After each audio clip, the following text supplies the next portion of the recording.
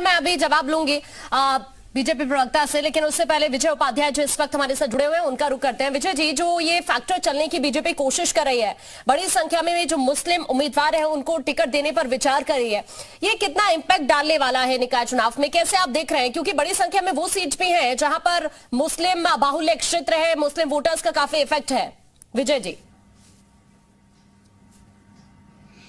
बिल्कुल ठीक कह रही हैं आप। शहरों में मुस्लिम समुदाय की तादाद सबसे ज्यादा है, जो घनत्व है और जो अनुपात है वो शहरों में बहुत ज्यादा है। और कई शहर ऐसे हैं जहां मुस्लिम समुदाय का वर्चस्व है। अब चूंकि अगर मेयर बीजेपी का जीत भी जाता है तो भी उनके पार्षदों में कहीं कहीं कमी हो जाती है कि उनके नंबर ऑफ पार्षद जो बहुमत होना चाहिए नहीं हो पाता है। तो ऐसे में काम करने में दिक्कत आती है। दूसरी बात, 2024 का लोकसभा चुनाव है।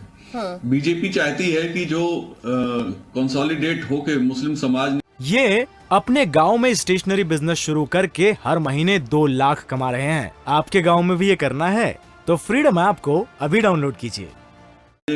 2022 में विधानसभा चुनाव में सपा को वोट किया है, उसमें थोड़ा कमी आए या उसमें थोड़ी हिस्सेदारी इनको भी मिल जाए। क्योंकि उत्तर प्रदेश की जो राजनीति है एक तरीके से 2 ध्रुवीय हो गई है, बाइपोलर हो गई है। तो इस बाइपोलर पॉलिटिक्स में एक तरफ भाजपा है, दूसरी तरफ समाजवादी पार्टी है।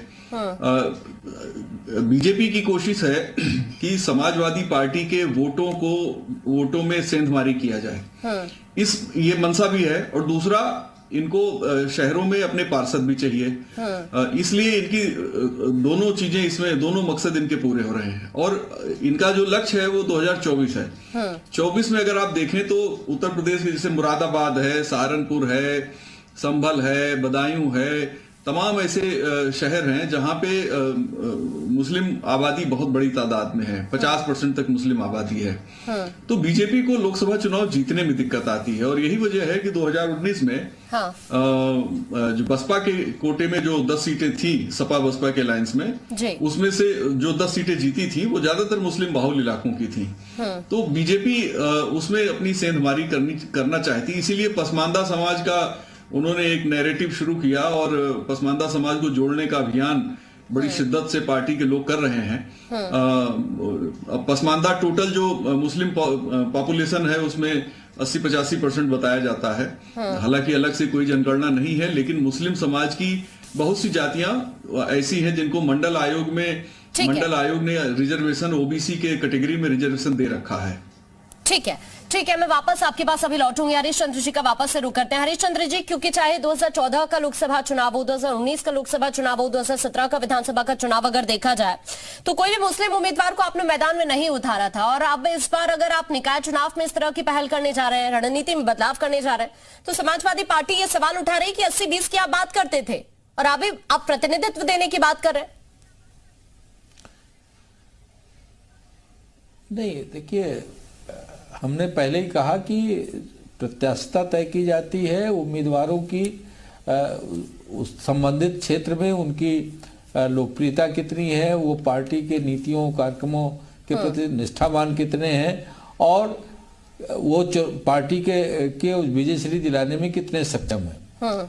और जैसे जैसे मुस्लिम समाज भारतीय जनता पार्टी की नीतियों कार्यक्रमों से जुड़ रहा है, विचारधारा से जुड़ रहा है, भारतीय जनता पार्टी उनको भी प्रतिनिधि बनाने के लिए चुनावी मैदान में उतारने जा रही है। 80-20 की बात जो हमारे मित्र प्रवक्ता समाजवादी पार्टी के पांडे जी कह रहे थे, हमने तो 80% सीटें जीतने का लक्ष्य रखा था। कोई 80% और का जो जिस तरह से एक भ्रामक प्रचार विपक्ष करने का, एक नैरेटिव गढ़ने का प्रयास करता है, वो उसकी अपनी शैली हो सकती है। क्योंकि उसने एक जो गठबंधन बनाते हैं जातीय, उसको लेकर के वो विपक्षी दल के मित्र काम करते हैं। भारतीय जनता पार्टी जातीय गुणागणित के आधार पर नहीं, बल्कि विचारधारा के आधार पर और जो पार्टी की नीतियां और कार्यक्रम है उसके आधार पर सबको एक साथ लेकर के चलने की बात करती है। कीर्ति निधि जी, जल्दी से आप रिएक्शन अपना दे दीजिए। कह रहे हैं कि हमने जीतने की बात कही थी। देखिए, हरीश जी गुमराह कर रहे हैं और जो पार्टी अलायंस की बात कर रहे हैं, अनुप्रिया पटेल का संगठन क्या है, संजय निषाद जी का संगठन क्या है, ओम प्रकाश राजभर जी के साथ इनका अलायंस था, वो क्या था? जाति समझने का प्रयास नहीं था भारतीय जनता पार्टी। और आप स्वयं आकांक्षा जी उस इंटरव्यू को सुनी होंगी जो इनके बड़े नेता दे रहे थे लगातार। 80-20 लड़ाई 80-20 की है और सीधा सीधा बंटवारे की पॉलिटिक्स, सीधे सीधे बंटवारे की पॉलिटिक्स भारतीय जनता पार्टी करती।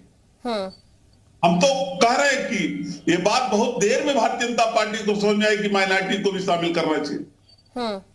तो उनको अछूत बनाए रखा था भारतीय जनता पार्टी ने, कहीं टिकट नहीं दिया, कहीं चुनाव नहीं लड़ाया और प्रयास कर रहे हैं।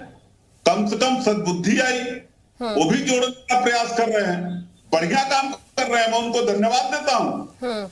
लेकिन इस बात की गारंटी लगी फिर कभी 80-20 की बात नहीं करेंगे, फिर कभी बंटवारे की बात नहीं करेंगे, फिर हिंदू मुसलमान की बात नहीं करेंगे, नफरत की पॉलिटिक्स नहीं करेंगे। हरिश्चंद्र जी, अलग करने बंटवारे की बात करते हैं, नफरत की पॉलिटिक्स करते हैं, करेंगे। वादा ये अपने गांव में स्टेशनरी बिजनेस शुरू करके हर महीने 2 लाख कमा रहे हैं। आपके गांव में भी ये करना है तो फ्रीडम ऐप को अभी डाउनलोड कीजिए।